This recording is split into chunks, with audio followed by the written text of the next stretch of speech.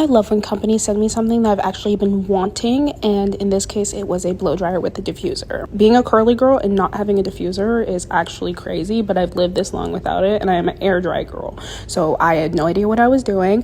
I looked up one video and went with that. So if it comes out not so great, or you guys have any tips, feel free to drop those in the comments and let me know, because I am trying to get better at this. One of the biggest pushes for me to get a blow dryer with a diffuser is because I have stained so many of my white clothes due to me dyeing my hair, and this is going to help a lot.